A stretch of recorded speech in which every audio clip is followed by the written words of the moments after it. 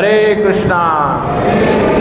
आप सभी भक्तों का श्री श्री राधा गिरधारी जी के इस प्रांगण में बहुत बहुत स्वागत है। जैसा हमने भी पढ़ा, हम भगवत गीता के 18वें अध्याय का 22वां श्लोक पर चर्चा करेंगे। अगर पूर्व आरंभ करने से पूर्व मैं थोड़ा समझना चाहता हूँ कि आप में से कितने भक्त हैं जिनके पास भगवत गीता यथारूप है ऑलरेडी।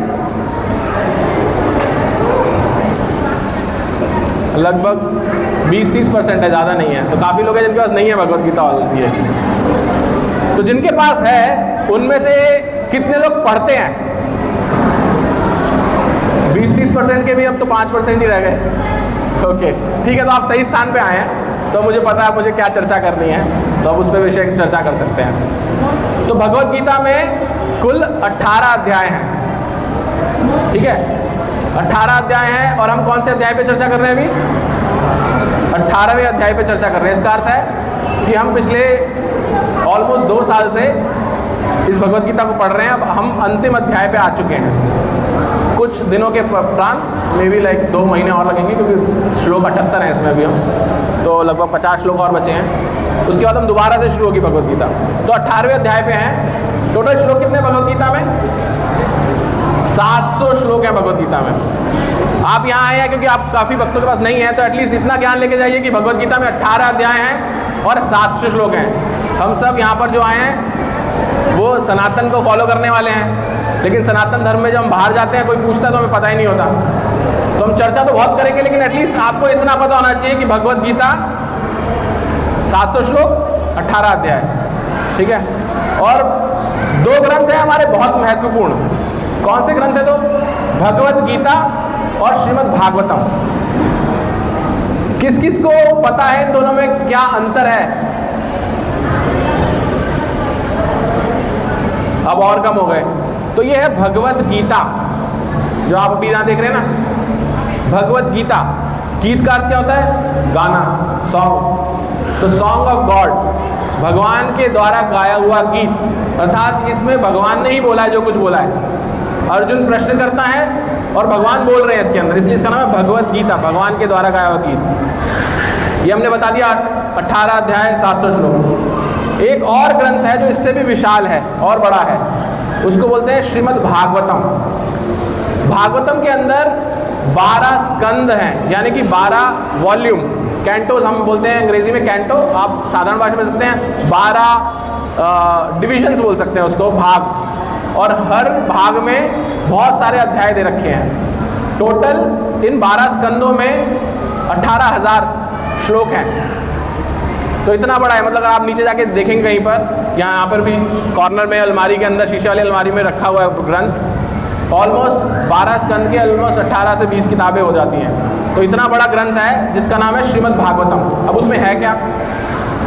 ये तो था भगवान के द्वारा बोला हुआ, राइट। श्रीमद् भागवतम में भगवान और उनके भक्तों का आदान प्रदान है। जो आप कथाएं सुनते हैं ना, विभिन्न कथाएं, जैसे नरसिंह भगवान आपके पीछे हैं, उनकी कथा, राम भगवान की कथा, भगवान कृष्ण के जन्म की, कैसे उन्होंने अलग अलग राक्षसों का वध किया, भगवान वामन देव का अवतार, तो जितने भगवान के अवतार हैं विभिन्न, उन सब की जो कथाएं हैं वो सब आपको श्रीमद् भागवतम में मिलती हैं। तो ये है एक शॉर्ट फॉर्म में, इसको जीवन का मैनुअल भी बोलते हैं। आप ये बोलिए जीवन निर्देशिका, कि अगर आपके पास ये है तो आप जीवन को कैसे जीना है इसको सीख सकते हैं एक सूत्र की भाषा में, क्योंकि छोटी सी है, 700 श्लोक ही हैं, आपको छोटे रूप में पढ़ना है, लेकिन आपको समझना उन सूत्रों को जीवन में और गहराई से कैसे उतारें। तो श्रीमद् भागवतम में आपको एग्जाम्पल्स दे रखे हैं बहुत सारे। तो ये भेद है इन 2 ग्रंथों के अंदर। सबसे पहले तो ये, अब हम श्रीमद् भागवतम में, क्योंकि हमने बताया इसमें भगवान ने जीवन निर्देशिका बताया इसको कि जीवन जीना कैसे है, तो इसमें जो जिस भाग में हम अभी चर्चा कर रहे हैं उसको बोला जाता है कि इसके अंदर भगवान ने विभिन्न चीज़ों के 3 तरह से विभाजन होते हैं। इसको बोला जाता है 3 मोड्स ऑफ मटीरियल नेचर, कि प्रकृति के 3 गुण। हम जितने भी जीव हैं यहाँ पर, जो भी यहाँ बैठा है, कहीं भी है, या इवन मनुष्य ना भी हो, किसी और योनि में भी है, उसमें 3 गुण का मिश्रण मिलता है। कैसे समझे इस चीज़ को? गुणों का मिश्रण का अर्थ क्या है? ये जो भगवान का चित्र यहाँ बना हुआ है, भगवान और अर्जुन का, इसमें कितने रंग दिख रहे हैं आपको? कितने लोग मानते हैं इसमें एक रंग है? कितने लोग मानते हैं? हाथ खड़ा कीजिए। इसमें एक रंग है कि एक से ज्यादा है? कितने लोग मानते हैं इसमें 10 रंग है? 10 या उससे ज्यादा? कोई नहीं मानता। 5 उससे ज्यादा? हाथ खड़ा कीजिए, कोई शर्माने की बात नहीं है। इस चित्र में आपको क्या लगता है विभिन्न रंग जितने दिख रहे हैं 5 या उससे ज्यादा कितने लोग मानते हैं इसमें रंग है? अगर आप देखें बहुत सारे चित्र में रंग दिख रहे हैं, या इवन और भी कोई आप पेपर उठाएंगे उसमें भी दिखते हैं, लेकिन अधिकांशतः ये सारे रंग 3 रंगों से मिलकर बनते हैं। कौन से 3 रंग है वो? उसको अंग्रेजी में बोला जाता है सियान, मैजेंटा, येलो। सियान का अर्थ है आसमानी सा रंग, मैजेंटा का अर्थ है पिंक जैसा कलर, और येलो का अर्थ है पीला। जब भी कुछ प्रिंट होता है इन 3 रंगों को मिलाकर के प्रिंटिंग होती है, और इससे आपको विभिन्न रंग मिल जाते हैं, उनकी मात्रा कम ज़्यादा होती है। ऐसे ही हमारे जीवन में 3 गुण हैं। कौन कौन से गुण? सत्वगुण, रजोगुण और तमोगुण। ये तीनों गुण ऐसे ही मिलकर के हर जीव के जीवन में अलग अलग रूपरेखा बनाते हैं। आप में से कितने जानते हैं कि टोटल इस भौतिक जगत के अंदर 84 लाख योनियां हैं? सुना है आपने? 84 लाख योनियां, अर्थात एक आत्मा इन 84 लाख योनियों में भटकती रहती है। तो 84 लाख योनियों का अर्थ क्या है? क्यों इतनी सारी योनियां? क्योंकि ये 3 गुणों की मात्राएं हर योनि में अलग अलग हैं।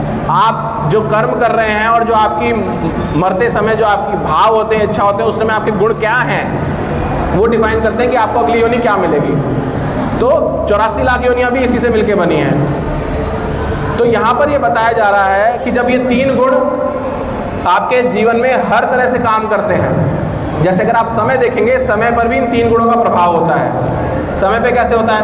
आप जब सुबह सुबह उठते हैं तो आपको एक अलग तरह का आभास होता है, आपको पॉजिटिव लगता है बहुत ज़्यादा। दोपहर होती है या शाम हो जाती है तो आपके अंदर थकान आने लगती है, थोड़ा एनर्जी आने लगती है, कभी उसमें रजोगुण बढ़ जाता है।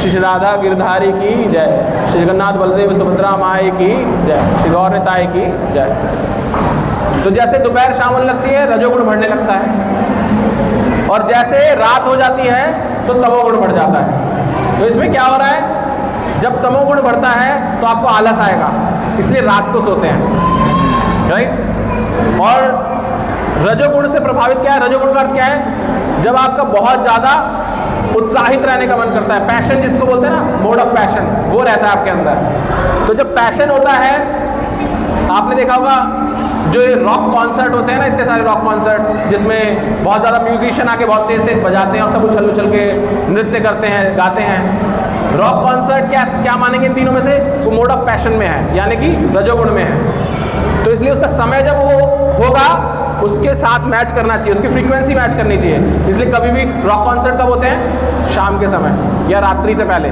उस समय जब रजोगुण प्रधान होता है। आप कभी भी नहीं देखेंगे कोई रॉक कॉन्सर्ट सुबह सुबह अर्ली मॉर्निंग हो रहा है, एक्सेप्ट हमारे मंदिर के अंदर जो हम यहाँ पे सुबह मंगला आरती करते हैं, वो एक अलग है, लेकिन वो दिव्य है, वो इस 3 गुणों में नहीं आता। तो ऐसे हर चीज़ का एक फ्रीक्वेंसी होती है। आप कभी जाते हैं ना, कई बार बोलते हैं कि मेरी इसके साथ बनती नहीं है, राइट। किसी के साथ आपकी बहुत अच्छी फ्रीक्वेंसी मैचिंग होती है, किसी के साथ नहीं होती है। क्यों होता है ऐसा? क्योंकि हर किसी में गुण की प्रधानता अलग अलग है। अगर कोई रजोगुणी प्रधान है, उसको दूसरा रजोगुणी प्रधान व्यक्ति होगा उसके साथ तो मैच कर जाएगा वो। लेकिन अगर कोई तमोगुणी है और वो रजोगुणी के साथ है, या सत्वगुणी रजोगुणी के साथ है, उनकी फ्रीक्वेंसी मैच नहीं करेगी। यही कारण है जब विवाह होता है तो हम कुंडली मिलाते हैं।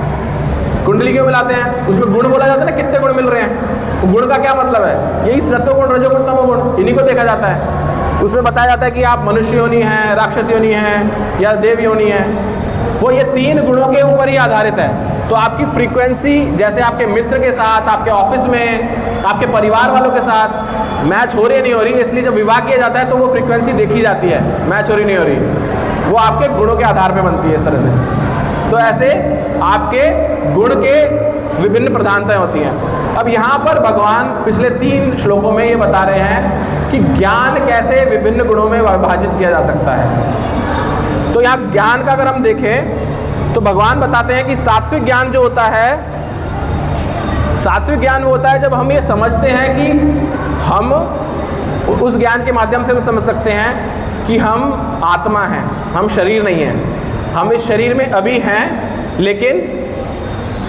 कुछ समय के उपरांत इस शरीर को छोड़ के हम दूसरे शरीर में चले जाएंगे। हम आत्मा है और हम ट्रैवल करते रहते हैं और हम भगवान के अंश हैं, दास हैं। तो जो ये ज्ञान प्रदान करता है वो क्या है? सात्विक ज्ञान।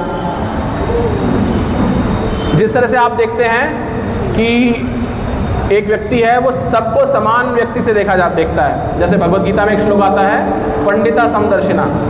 वो क्या करता है? सभी जीवों को बराबर देखता है। क्यों देखता है? क्योंकि जानता है सबके अंदर आत्मा है। आत्मा एक ही स्तर पे होती है। शरीर भिन्न है, हम सब दिखने में अलग अलग लग सकते हैं। किसी की दाढ़ी हो सकती है, किसी के लंबे बाल हो सकते हैं, किसी का चश्मा हो सकता है। ये शारीरिक रूप भेषा है, लेकिन अंदर से हम एक हैं। जैसे मैंने आज एक कुर्ता पहना है, कल ऑफिस जाऊंगा तो शर्ट पहन रखी होगी, किस दिन कोट पहन रखा होगा और किस दिन बनियान में होगा, लेकिन व्यक्ति मैं वही हूँ, मैं सिर्फ कपड़े बदल रहा हूँ। राइट?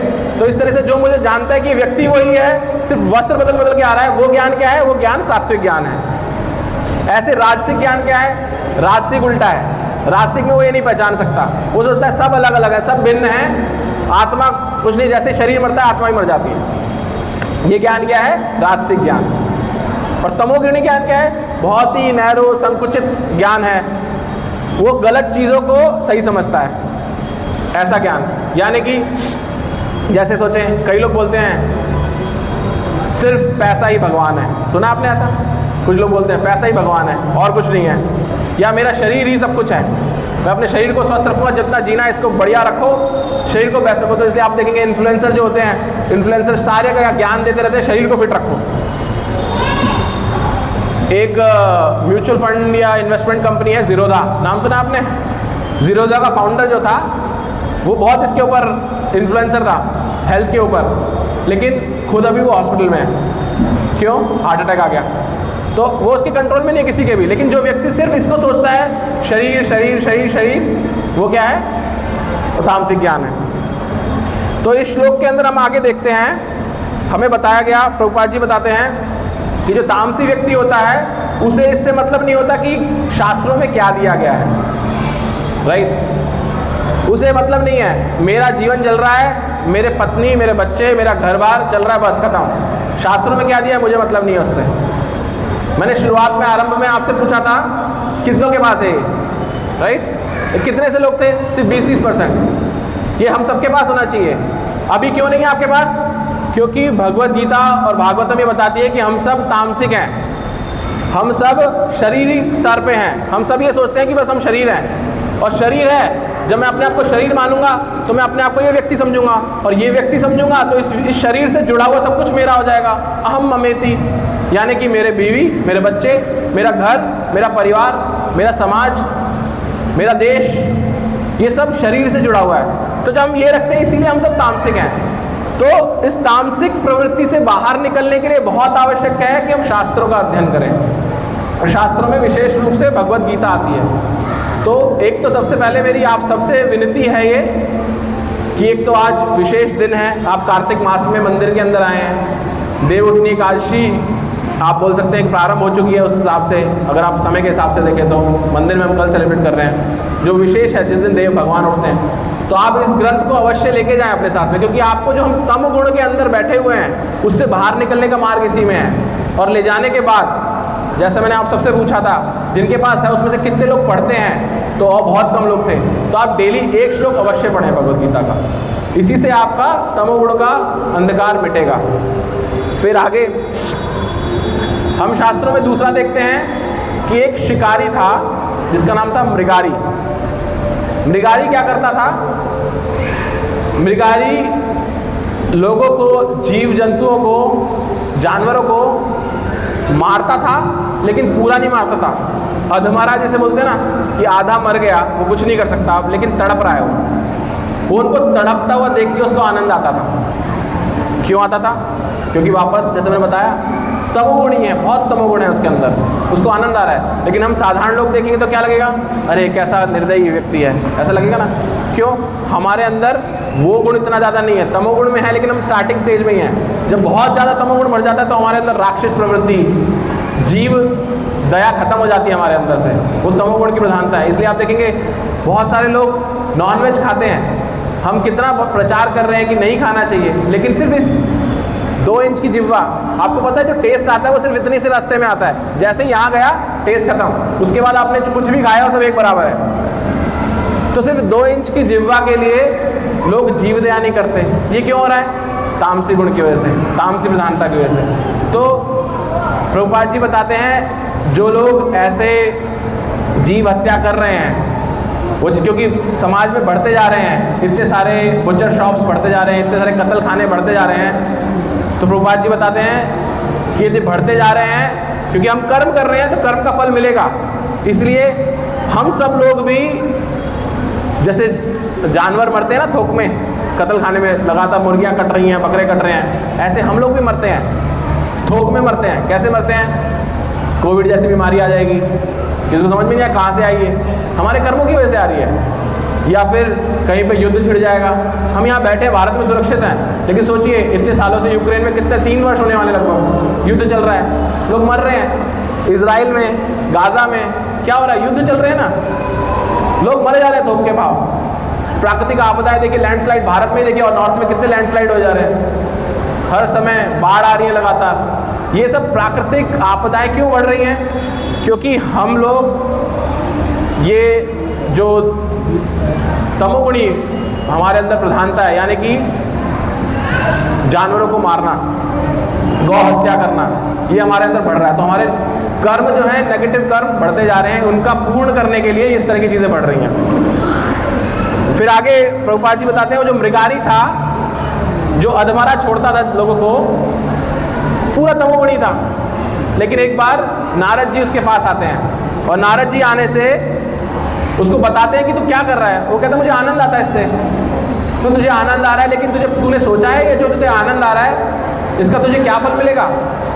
बोले क्या फल मिलेगा मतलब? यही तो हूँ मैं, तो मर जाऊँगा तो खत्म, उसके बाद क्या है? तो नारद जी आके उसको ज्ञान देते हैं, दिव्य ज्ञान देते हैं कि तू शरीर नहीं है, तू आत्मा है। जो तू कर्म कर रहा है शरीर के साथ वो तेरे साथ जाएंगे आगे। आज तू इनको अधमरा मार रहा है, बाद में कितने जन्मों तक ये एक एक करके तुझे मारेंगे अधमरा करके, और तेरे को जन्म लेना पड़ेगा बार बार। तो अगर एक चिड़िया को मारा है तो तेरे को चिड़िया की योनि में जाना पड़ेगा और चिड़िया तुझे मारेगी, ऐसे अधमरा। तो अगर एक भालू को मार रहा है वही तू भालू बनेगा। जिस जिस जीव को तू मार रहा है उस योनि में तू जाएगा और अपना कर्म भोगेगा। लगता भयभीत है, लेकिन इससे ज्ञान चक्षु ओपन हुआ उसका, और ऐसा नारद जी का संग मिलने से, ज्ञान प्राप्त होने से उसने वो सब छोड़ दिया, और बाद में इतना शुद्ध भक्त बन गया कि एक बार नारद जी देवताओं के साथ उससे मिलने आए तो देखा कि वो दूर से आ रहा है चल करके, लेकिन चल के कैसे आ रहा है? कूदता हुआ आ रहा है। तो उससे पूछा भाई तू ऐसे क्यों आया है? तो बोला मैं नीचे देख रहा था चींटियाँ हैं बहुत सारी, वो ना मर जाए कहीं मुझसे। तो आप देखिए वही व्यक्ति जो पहले अधमरा छोड़ रहा था अब चींटियों तक का ध्यान दे रहा है। क्यों? सिर्फ उसे ज्ञान मिला। 3 चीज़ें हुई उसके साथ में। क्या हुआ? एक तो उसे भक्त का संग मिला, दूसरा उसको ज्ञान मिला, दिव्य ज्ञान डायरेक्ट भक्त से, तीसरा नारद जी ने उसको बोला कि तू भगवान का नाम जप कर।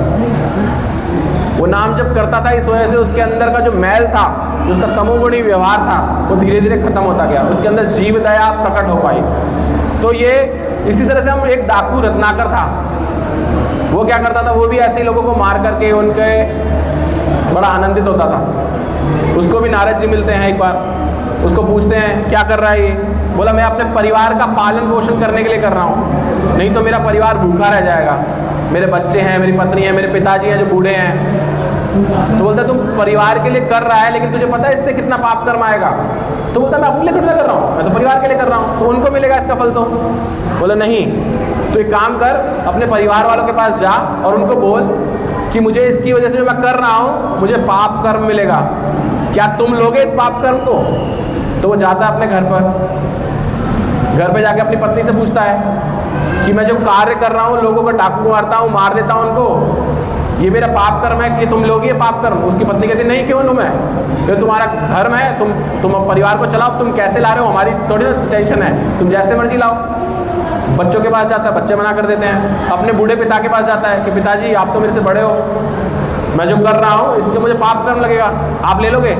उसके पिताजी भी कहते नहीं, जब तू छोटा था मैंने तुझे पाल लिया, अब तेरा टाइम है पालने का, अब तू कैसे पाल रहा है? जब ऐसा करता है वापस नारद जी के पास आता है, नारद जी कहते हैं अब समझ में आया? तो समझ जाता है, कहता है लेकिन मैं क्या करूँ अब? कहते सब छोड़ दे, अब छोड़ दे और भगवान का नाम जप कर। भगवान का नाम जप कर। अब भगवान का नाम जप करना है तो क्या करूं मैं नाम जप? तो उसको नारद जी बोलते हैं तू राम बोल, राम राम राम राम।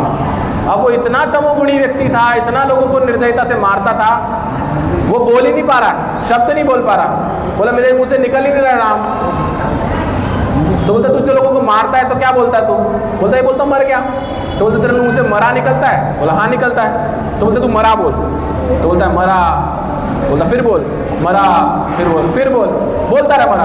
तो बोलता रहता है मरा मरा मरा मरा मरा मरा मरा मरा मरा मरा राम राम राम राम राम राम राम राम राम राम राम राम राम राम। तो उसका मरा धीरे धीरे राम में कन्वर्ट हो गया और वो शुद्ध भक्त बन गया भगवान का। और पता है कौन था वो व्यक्ति? वो वाल्मीकि जी थे जिन्होंने रामायण लिखी। तो आप देखिए तमोगुण की प्रधानता थी, कुछ ज्ञान नहीं था, लेकिन पुनः क्या हुआ? भक्त की संगति मिली, ज्ञान मिला और भगवान का नाम जप किया। ये तीन चीजें बहुत पावरफुल हैं। ये अगर हम करते हैं तो हमें फिर भगवान की चौथी चीज मिलती है। वो क्या है? भगवान की सेवा। इन्होंने कैसे सेवा की? पूरा ग्रंथ लिखा, रामायण ग्रंथ लिखा भगवान की लीलाओं के बारे में। तो ऐसे ही हमारे जीवन में भी ये तीन चीजें और चारों चीजें बहुत महत्वपूर्ण हैं, जिसको हम अंग्रेजी भाषा में ABCD के माध्यम से याद रख सकते हैं। जैसे मैंने आपको प्रारंभ में बताया था कि आप इस कक्षा में आए हैं तो आपको दो चीजें अवश्य जान के जानी है। क्या दो चीजें थी? भगवत गीता में कितने श्लोक हैं? 700। तो आपको याद होना चाहिए। भगवत गीता में कितने अध्याय हैं? 18। ये याद होना चाहिए। ऐसे ही अंत में ABCD आपको याद होनी चाहिए, जो हम इस श्लोक के माध्यम से सीख सकते हैं। क्या है ABCD? A for association. Association का अर्थ क्या होता है? संग। यानी कि हमें भक्तों का संग बहुत आवश्यक है। वो कैसे मिलता है हमें? आप जैसे आज आए हैं ऐसे रेगुलर मंदिर आते रहें, यहाँ पर आकर के श्रवण करें। संग का मतलब ये नहीं कि मैं नीचे प्रसाद पा रहा था और प्रभु जी बैठे थे, मैं उनके पड़ोस में बैठ गया तो मुझे संग मिल गया। श्रवण करने से संग मिलता है। जो आप अभी कर रहे हैं ये संग है, भक्तों का संग। यहाँ पे सुबह रोजाना भागवतम कक्षा होती है सुबह 8 बजे, शाम को 6 बजे भगवत गीता क्लास होती है। तो आप जब आ सकते हैं आइए। तो इससे आप A फॉर एसोसिएशन प्राप्त कर सकते हैं, भक्तों का संग। B अर्थात भगवत गीता और भागवतम। जैसे मैंने बताया ये ग्रंथ आप सब लेके जाएं, इसका नित्य अध्ययन करें। एक श्लोक सुबह आप उठ करके जैसे पूजा करते हैं उसको मंदिर में रखिए और पढ़िए। मात्र 5 से 10 मिनट लगेंगे आपको एक श्लोक पढ़ने में, और उसको अध्ययन करते करते आपको लगेगा कि आपके जीवन में परिवर्तन आ रहा है। तो B यानी कि भगवत गीता का अध्ययन करें आप। अब आप कह सकते हैं कि प्रभु जी हमने कोशिश की लेकिन समझ में नहीं आया। हमने कोशिश की लेकिन समझ में नहीं आया तो हमने छोड़ दिया, राइट? तो अगर आपसे पूछा जाए कि जब बुखार होता है तो आप गोली खाते हैं? कौन कौन गोली खाता बुखार होता है तो? बस इतने लोग खाते हैं। ढंग से हाथ खड़ा करो। कौन कौन गोली खाता है जब बुखार होता है? गोली खाते हैं सब। गोली खा के बुखार ठीक होता है कि नहीं होता? हो जाता है ना। लेकिन आप में सब कितने लोग हैं जो गोली खा रहे हैं? आपको पता है उसमें क्या है? किसको पता है?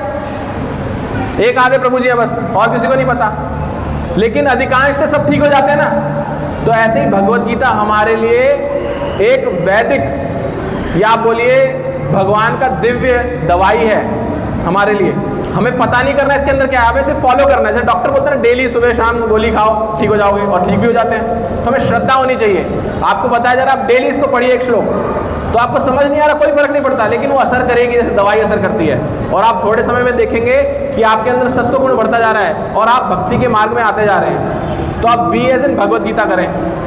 अब C पे आ जाते हैं। C क्या है? C का मतलब है चैंटिंग, यानी कि भगवान का नाम जप करना। क्या नाम जप करना? वहाँ पे मंत्र लिखा हुआ है, हरे कृष्णा कृष्णा कृष्णा हरे हरे, हरे राम राम राम हरे हरे। नित्य इस भगवान के नाम जप कीजिए इसको, भगवान के नाम का। कलयुग के लिए बताया गया है कि सिर्फ यही एक मार्ग है। हर युग में अलग अलग मंत्र हैं भगवान ने जो दिए हैं तारने के लिए। कलयुग के लिए ये मंत्र बताया गया है। तो इस मंत्र को आप 108 बार माला लीजिए, 108 बार बोलिए। अगेन आपको 10 मिनट उसमें लगेंगे। तो 10 मिनट आपने गीता के लिए दिए और 10 मिनट आपने एक नाम जप के लिए दिए, एक माला के लिए। तो आपने अपने अंदर B और C को इन्वॉल्व कर लिया। जब आप ए बी सी ये तीनों ले आएंगे तो आप में क्या हो रहा है, जैसे हमने कथा सुनी मृगारी की, रत्नाकर की, आप में तीनों जब आएंगे तो आपके अंदर सत्व गुण बढ़ता जाएगा, भक्ति भाव बढ़ता जाएगा, और फिर चौथी चीज का प्रभाव अंदर आपका अंतर आएगा जिसको बोलते हैं डी। डी क्या है? डिवोशनल सर्विस, यानी क्या है? सेवा। भगवान की सेवा करने का आपके अंदर भाव आएगा अपने आप। आप मंदिर में जब रेगुलरली आएंगे ऐसे और ये दोनों चीज़ों का पालन करेंगे तो आप एक दिन आके प्रभु जी से या मुझसे या किसी और से बोलेंगे मैं कुछ सेवा करना चाहता हूँ या चाहती हूँ, क्या कर सकती हूँ? अंदर से भाव आएगा और आप वो करना प्रारंभ करेंगे। अगर आपका पहले भी भाव आ गया तो आप पहले भी कर सकते हैं, ज़रूरी नहीं आपको वेट करना है कि पहले पढ़ना शुरू करूँ, लेकिन शुरू कीजिए। तो ABCD बहुत इंपॉर्टेंट है हमारे लिए कि हम भक्ति में कैसे आगे बढ़ें और कैसे हम अपने अंदर सात्विक, इसको शुद्ध सत्व बोला जाता है। भक्ति का गुण जो है वो शुद्ध सत्व है। ये तीनों गुण जो है सत्वगुण, रजोगुण, तमोगुण, ये इस धरातल पे हैं, इस मटीरियल वर्ल्ड के भाग हैं, इस भौतिक जगत के भाग हैं। लेकिन जो भक्ति है वो आध्यात्मिक जगत का भाग है, उसको शुद्ध सत्व बोला जाता है, इन तीनों गुणों से परे है। तो आप उसको प्राप्त कर पाएंगे अगर आप इस ABCD का पालन करेंगे। तो पुनः एक बार रिपीट करेंगे ABCD को। A for association, B for Bhagavad Gita, C for chanting, D for devotional service. तो अगर आप ये करते हैं तो आप भक्ति में आ सकते हैं। तो आप सबका समय का बहुत बहुत धन्यवाद। आशा करता हूँ आप ये स्टार्टिंग की दो चीज़ें और ये अंतिम का ABCD याद रखेंगे और इसका पालन करेंगे। ऐसी आशा के साथ आपसे प्रार्थना और निवेदन करते हुए पुनः अगर आपके पास जपमाला नहीं है तो नीचे से लेके जाइए, भगवत गीता नहीं है तो वो भी आज लेके जाइए। आज बहुत शुभ दिन है, लेके जाइए उसको। सबको प्रणाम और कक्षा को विराम देते हुए हम हरे कृष्ण महामंत्र और वैष्णव प्रणाम मंत्र बोल के कक्षा को विराम देंगे। हरे कृष्णा कृष्णा कृष्णा हरे हरे, हरे राम राम राम हरे हरे। वाञ्छाकल्पतरुभ्यश्च कृपा सिन्धुभ्येव च पतितानां पावनेभ्यो वैष्णवेभ्यो नमो नमः। अनंत कोटि वैष्णव वृंद की जय, श्रील प्रभुपाद की जय, श्रीमद् भगवत गीता यथारूप की जय, श्री राधा गिरधारी की जय।